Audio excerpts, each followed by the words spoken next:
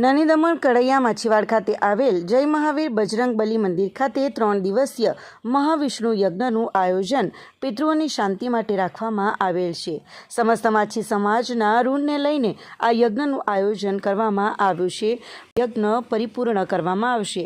આ 3 દિવસના યજ્ઞમાં 5 તારીખે મહાયજ્ઞનું આયોજન પણ કરવામાં આવ્યું છે, જેમાં આંતરરાષ્ટ્રીય કથાકાર શ્રી પ્રફુલભાઈ શુક્લ આ યજ્ઞમાં ખાસ ભાગ લેશે। સમસ્ત યજ્ઞનું આયોજન ચેતન મહારાજના દ્વારા કરવામાં આવ્યું હતું।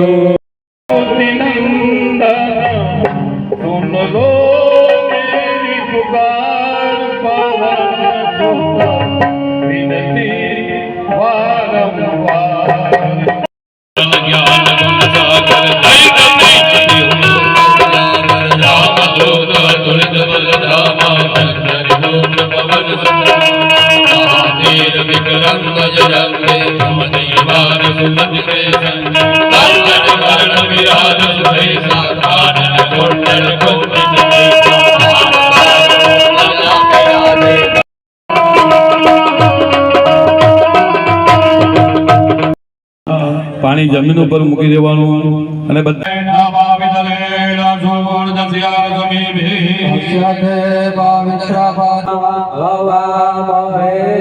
जलमादाय समझीनी अंदर पाणी लेवानुं प्रारब्धस्य कर्मणा सांगतासी प्रियधर्म यजमानस्य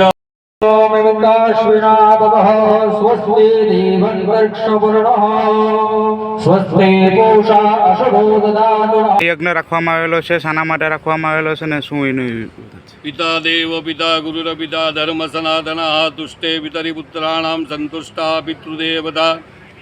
आ 3 દિવસનો મહાવિષ્ણુ યજ્ઞ પિતૃઓની શાંતિ માટે રાખવામાં આવેલો છે।